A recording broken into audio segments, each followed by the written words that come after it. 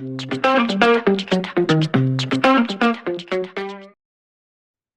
good morning, or good afternoon or good evening, depending on when you're watching this video. My name is Caris. I am one of the Learning Well consultants, and I've just jumped on today to do a really kind of quick video talking about coping with stress because it's Stress Awareness Month, so it's kind of in the air. We're talking about it already this April. It's something that is kind of on people's minds, and really, I suppose for lots of us, stress is on our minds without us needing to have an awareness day or awareness month for it. We are aware of stress already. So what we wanted to do is just put together a really quick snippet of part of our coping with stress webinar, which we did recently for our Wellbeing Wednesday for all our attendees who are part of our Learning Well consultancy subscription, where we come on and we do a lot of work around educating and empowering colleagues and staff within teams. So this is a little snippet, especially for Stress Awareness Month, just to kind of open the doors, I guess, to share the wealth. So this is a little freebie going out for anybody who might benefit from looking at support around stress. So this, like I say, is not going to be covering the full shebang. We'd normally talk about this for a minimum of 2 hours. But we're going to kind of dive in and just have a really quick look at what are some of the ways that we can fine tune things. What are some of the things that we can be doing? Stress and our causes of stress are kind of multifactored, aren't they? They can be really big stresses. It can be lots of little stresses, that kind of death by a thousand cuts feeling. And so we're going to be looking at, well, what are the things that I can be doing to be getting those marginal gains within my life. We're not ever going to be able to come onto a webinar and say, this is how we solve these big project problems, or this is how we solve a complex relational problem. But what we can do is come on and say, well, how are we managing stress as it builds, as it comes throughout our lifetimes, and how can we keep ourselves on a level where we're feeling regulated and we're feeling as well as we can. So before I kind of dive into all of that, I'd really encourage you to just have a little think about, how do you currently manage stress? Are you somebody who's already smashing it? Hopefully so. Hopefully you are in a position where you're thinking, yeah, actually, I've got some really great tools and some strategies at hand. Potentially, you might be thinking, actually, I've not got that much stuff going on at the moment that's that helpful. And what's really common, actually, what we hear a lot from people is, I have got tools, but I think long term they're not particularly helpful. So perhaps they're focused on avoidance. Really common thing to do now when we're feeling really stressed is to kind of get lost in that, the scrolling black hole, the doom scrolling. Just to give the brain a chance to focus on something else other than what's currently going on for us. But then actually we're not doing anything to support ourselves. We're kind of just disappearing down a digital black hole. Perhaps medicating, so perhaps having that glass of wine at the end of the night, or a beer. Cigarettes as well are a big kind of stress coping mechanism. Kind of heading out and smoking more to be able to feel as though we are offering that stressed feeling something to soothe ourselves, but actually physiologically the nicotine's actually bringing our heart rate up and our blood pressure up, and it can actually have the adverse effect. So obviously both those, alcohol or nicotine, potentially not helping us particularly long term, maybe not even in the short term. And so we may have tools at hand, but those tools may not be serving us as well as we would like. So hopefully what we're going to be covering over this kind of short video is, here's some potential alternatives, some things that might be helpful in managing your stress levels. And what I would really encourage you to do is, as you are kind of working through this video, just to have a little mull over of, what does your stress traffic light look like? So I was actually introduced to the stress traffic light when I was training as a counsellor. So it was another counsellor in a kind of continuous professional development setting who shared this with me, and I just thought it was fantastic. And a really great tool for us to actually be preventative around stress and burnout rather than reactive, because so often what we find is that we, as humans, we can kind of go on autopilot, can't we? That kind of, that thing of where you're being asked, well, how are things? Yeah, they're busy, but it should calm down next week. And I feel like I might have been saying it should calm down next week for a couple of years now. It's things get busy, don't they? And we always think, well, maybe I'll have a chance to rest in the future, and we don't quite get to that point. So the stress traffic light is a really great way of us being able to say, actually, no, I know what I need, I know where I'm at, and to help us kind of really prioritize um, things that fuel us, things that soothe us, things that help us rest. So um, looking at what it's like for you when you're in the green, when you're feeling really relaxed, really robust, really resilient, able to kind of handle any challenges that are thrown your way, feeling very calm, and really look at what's it like emotionally for me? What's it like physiologically? How do I feel in my body? Do I feel kind of, loose and free and kind of rested, energetic?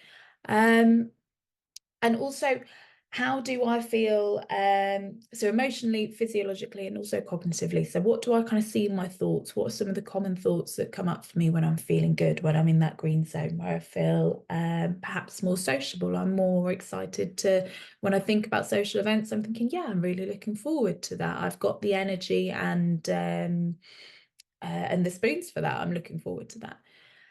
Then looking at the amber zone, what is it like for you when the alarm bells start ringing that, oh, maybe we need something here, we need some support putting in. And by support, we could be talking something very small. We might be saying, actually, what I really need is a night with an hour, some time to myself where I have not got anything kind of any responsibilities on me. It might mean that we need to be more firm with our digital boundaries. It might mean that, but jumping ahead there to the solutions,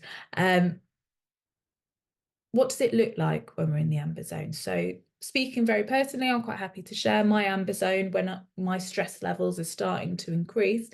I know that my patience dips in my personal life. I've probably got less, I offer less grace to my loved ones. I can find myself being a little bit kind of, oh, well, and wanting things on a particular timeline, or feeling kind of short of time is a really common one for me. If I feel myself thinking, well, we've not got time, that's exactly the time that I need to be able to make space for my own rest and my own kind of recuperation. And I'm quite good now at clocking that. The moment that comes out of my mouth, I'm thinking, right, I need to schedule some self-care.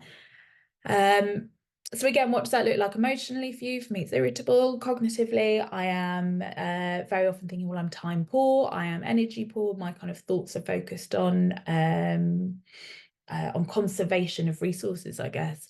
And physiologically, perhaps quite tense, shoulders going up. I get the little 11s actually, although I do have the 11s anyway, but kind of I know if I clock myself in a reflection and I've got this going on, then maybe I'm in the amber zone. And the red is the area that we're really actively trying to avoid reaching. We are, when we clock the amber stage has happened, the hope is that we're going to be able to bring that back down towards the green, feeling relaxed, robust, resilient. But if it tips over into the red zone where we're thinking, actually, I'm really kind of at either my level of feeling like I have got compassion fatigue or I am burnt out, I am feeling overwhelmed by stress. What does that look like for you? Does that come out as anger? Does that come out as anxiety, as feelings of really low mood or overwhelm? And how is that for you in terms of your physical body? How can you kind of feel that? Are you talking chest pains or perhaps stomach problems? Are we talking kind of incredibly painful back from kind of tensing up all the time? Psychologically and emotionally, how does that feel? What are some of the emotions coming up for you? And cognitively, what are the thoughts that are quite common for you? And actually, what I'd really encourage you to do is write this down, create a kind of written document of a stress traffic light, because if we know what we look like and what we feel like when we need to implement self-care and support, then it's much easier to be introducing that at the time that's right and a kind of a timely moment rather than introducing it when it's too late. So prevention rather than cure. So if we're talking about prevention, these are some of the kind of little tools and tricks that we talk about in our full kind of 2 hour stress management awareness session.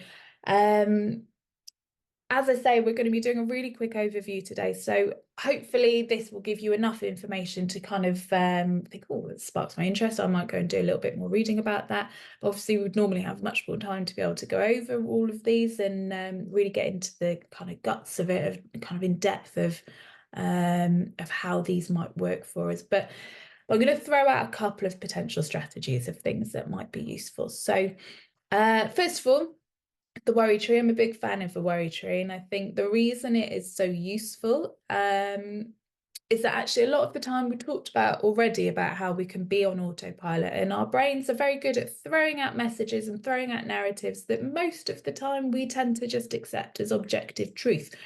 In reality, the brain is just a big old lump of meat that is firing off brain waves. And sometimes they're really valuable, and sometimes those brain waves are really, really useful, but sometimes they're following narratives and pathways that don't actually always serve us and aren't always aligned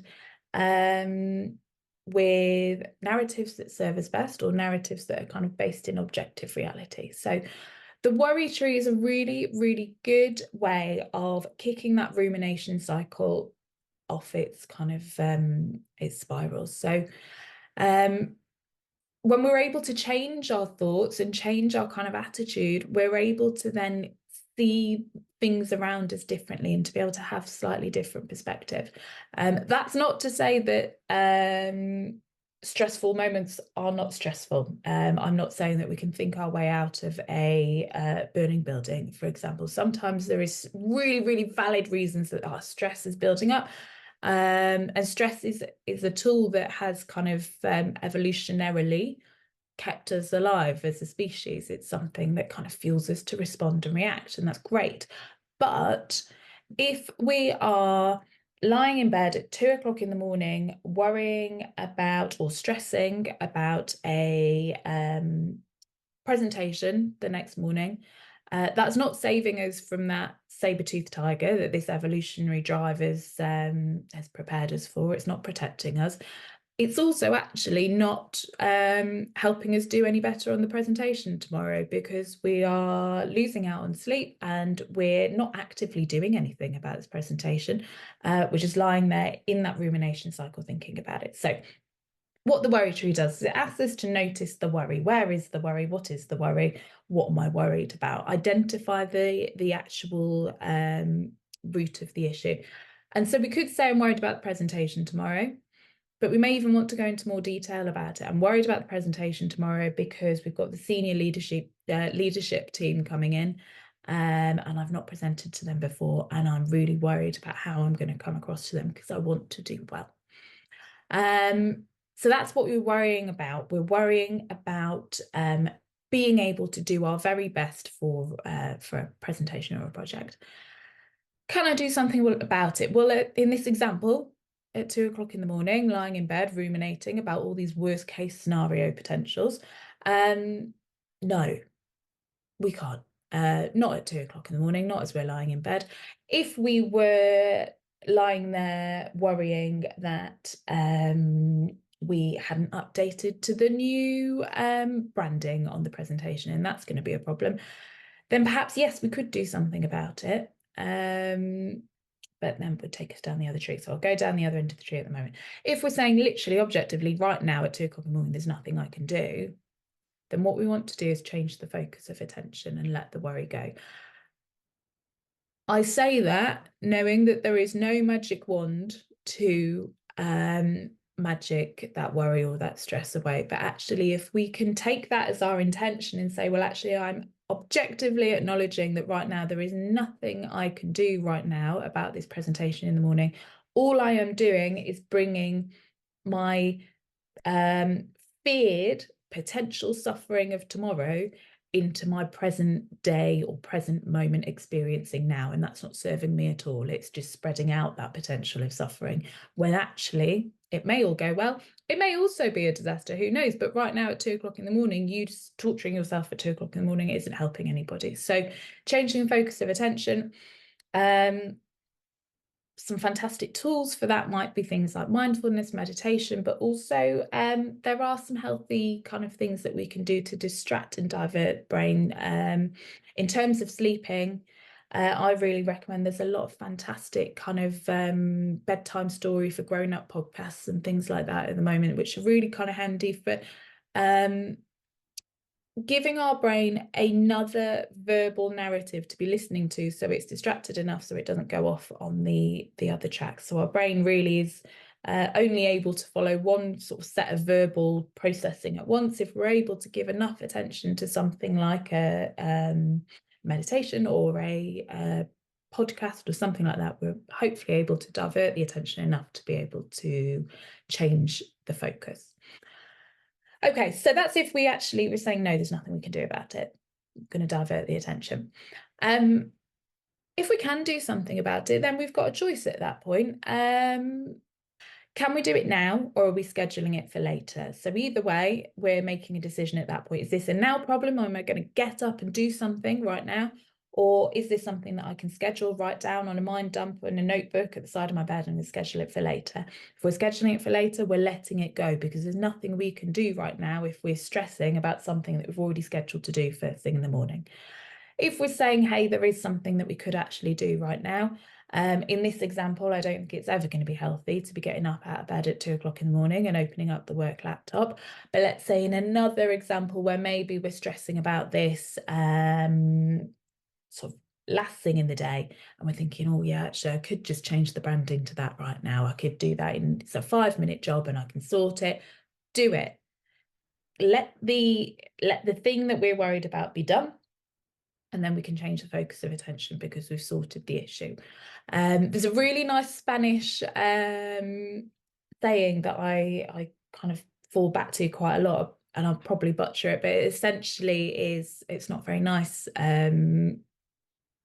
saying, but it's, if you have to eat a frog, eat the frog in the morning. So if you have to do something that you don't like, that you're not feeling good about, that you're stressed about, do it as soon as possible, because otherwise we're just extending the suffering and the worry. If we can get it done, if we can seize the kind of stressful moment, then it will pass much faster and we can be on the other side of it. So that's the worry tree. There's some really great examples of this online that you'd be able to pull off any kind of search engine. Okay, so other options. If we find ourselves in a position where we are feeling it, particularly physiologically, say we're starting to feel very tense, or we're maybe feeling like a tight tummy, grounding can be a really, really valuable tool. And I think this is what I was referring to earlier when I was saying about that feeling of I've not got time.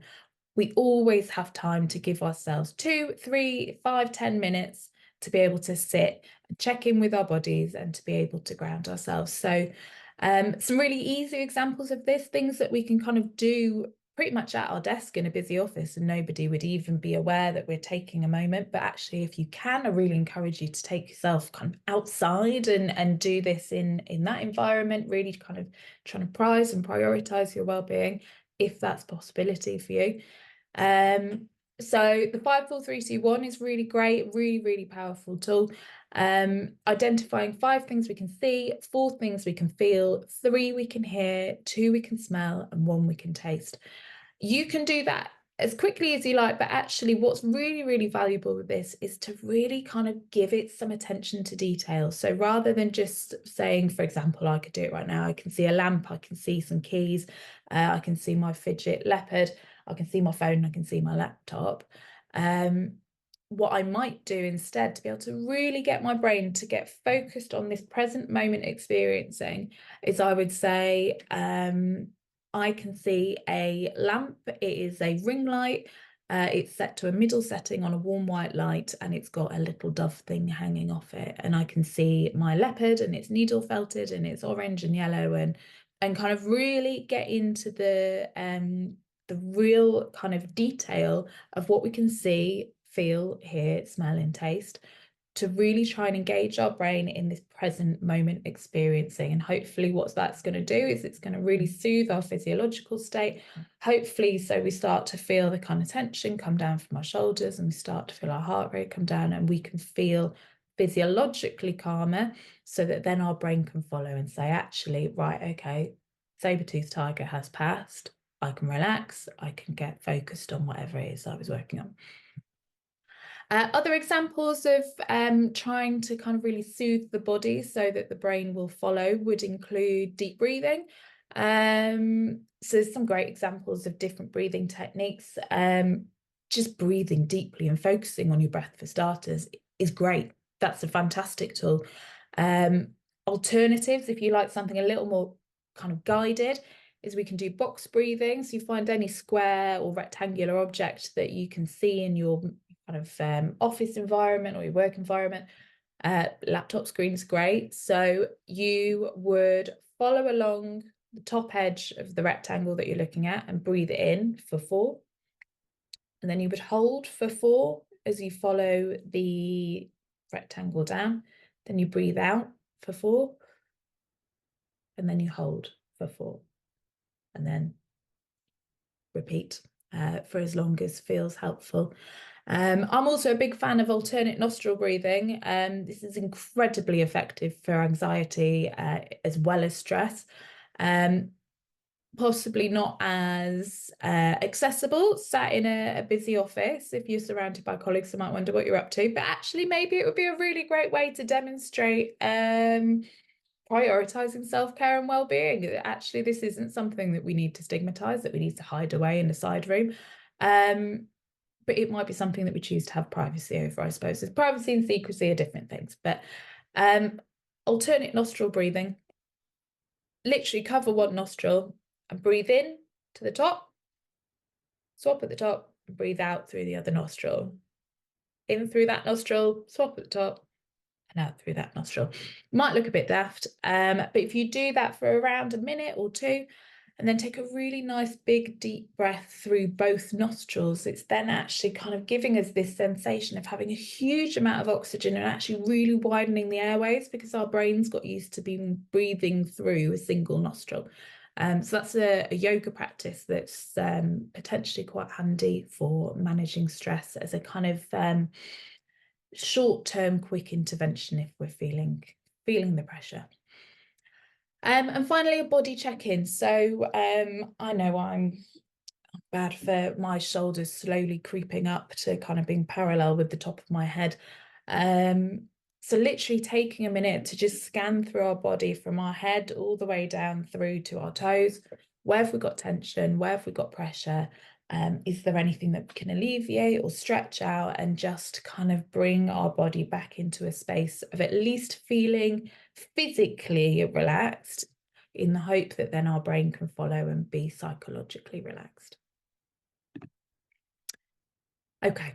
Other things that can be really good for us, I'm sure it's no surprise to anybody listening, but exercise is a massive help or kind of support in managing stress. So going for a run is not going to make us feel as though we've come back home and all of our problems and worries and stresses have disappeared. However, exercise can really, really boost our endorphins. So it's a feel-good hormone that has a real kind of positive impact on our feeling of capacity, but also our feeling of happiness and positivity. And it can be really helpful to kind of express and process some of that emotional intensity. So I'll talk about me and my feeling of irritability when I get stressed, that actually the most powerful way for me to be able to manage that irritability is to go to the gym and kind of work out some of that stress, either lifting weights or doing cardio, to be able to physically process that feeling and emotionally regulate by physically almost outsourcing that stress, kind of pushing it out of the body. So consider exercise or activity if that's something that isn't part of your self-care routine at the moment. We don't have to be running marathons. I am a reluctant exerciser. I'm not somebody who is a natural kind of or I don't feel the gym is not my natural environment. But we can be doing this by doing YouTube, living room workouts. We can be going for a walk. We can be doing really kind of small changes to be able to boost our activity levels in order to boost our endorphins and to be able to get some of those benefits. Having some me time is really valuable. I say this, I'm smoking as I say this because I know this can be really challenging, particularly if we've got caring responsibilities as well. This is not something that is easily found always, but actually, if we can carve out some time, it's really, really useful both for us, but for those people around us too, for us to be able to feel like, yep, I'm able to regulate my emotions now because I've had a little bit of time away for myself. I know that I really get kind of caught up in and lots of us do get really caught up in the cult of busyness, of always being moving, of always doing, of always ticking off the to-do list. And that's really important because we all live busy lives, and I understand the pressures that come with that. But also, actually, it's really important that when we're staring down that to-do list, we're looking at actually, am I kind of going for an instant win here, or am I kind of playing the long game? That actually it might feel particularly satisfying to tick off those 3 jobs this evening, but actually longer term, am I going to have benefited from having some rest and having some time to recharge?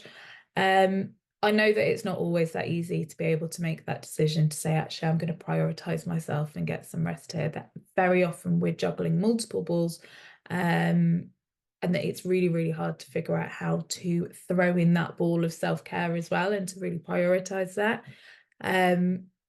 But I do kind of fall back to that metaphor of kind of filling up our own cup first, or popping that oxygen mask on ourselves first, is that we're only able to be as useful to ourselves, most importantly, but also to our families, to our workplaces, if we're keeping ourselves well and actually being able to kind of prioritize our well-being and managing our stress levels.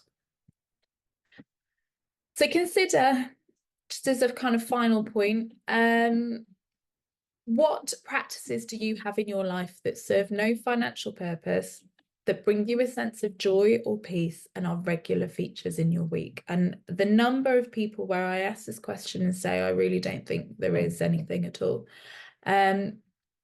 Joy for the sake of joy, play for the sake of play is incredibly important for adults. I think we think that that's kind of something that it can very often sort of societally be talked around play and joy as being playtime, of being a childlike thing, but actually it's really, really important for our cognition and our well-being, and for managing our stress. So absolutely, it's really, really important to kind of consider, well, what does bring me joy? With that's crafting, whether that's sport, whether that's the arts, kind of looking at something that is really allowing us to exist outside of our busy schedules, outside of productivity. And final thing is tidy space, tidy mind. So there's a study that I was reading through recently that said that clutter has been demonstrated to significantly raise cortisol levels in women. So that stress hormone is significantly raised when female folks are existing within a cluttered space. So as I'm saying that, I appreciate, and I'm, that can then make it feel as though it's another stress, that it's stressor to manage the house so that doesn't become a stressor.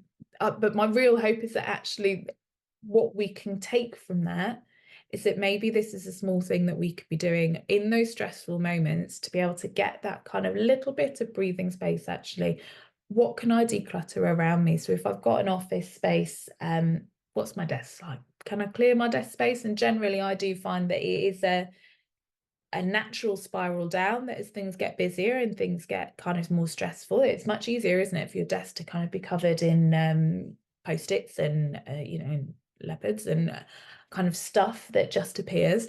So taking 5-10 minutes to be able to just clear the decks, actually. Perhaps on your inbox or your text messages, can we get that cleared down? Can we declutter our lives digitally?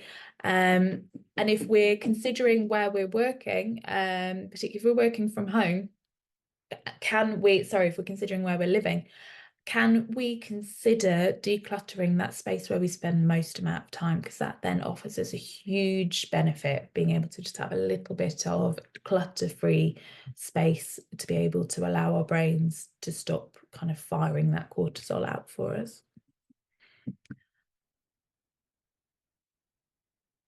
Okay. So that is, I mean, it's a really, really short introduction to some of the very small tweaks and changes that we can be making around stress within our kind of day-to-day lives, particularly in our work lives. There's a metaphor that I use quite a lot in my therapeutic settings where we talk about the stress bucket. And our bucket is filled by all of these stresses, all of the kind of being thrown at us all day, every day, of whether they might be caring responsibilities, whether they might be work issues, whether they might be home problems. And these can be small things. They can be things that are manageable, that are doable. But if they're all adding up, then that fills up our bucket. And as we start to reach the top of the bucket, that's when we start seeing overflow. So perhaps where we feel we might start getting more irritable, more angry, feeling more overwhelmed, feeling that our mood is dropping, feeling as though we're less able to cope. So what we really need is being able to have taps in our bucket or holes in our bucket so we can let some of that stress out. Whether that's decluttering our environment, whether it is being active or using some of those cognitive tools, but finding ways in which we're able to just let some of that stress out and manage it, and actually just intentionally prioritize ourselves and our own needs. I hope you've really enjoyed watching this. I hope it's been useful. If you're interested in kind of getting more from Learning Well, we love coming into workplaces. We've got our website up and running, so that'll be attached to whatever platform you're viewing this on at the moment. Please do get in touch. We run on a subscription model for workplaces, but we do also do ad hoc sessions as well. But wishing you all a stress-free stress awareness month, and yeah, hope you're all feeling rested and calm and yeah, ready for the week. Okay, take care. Bye.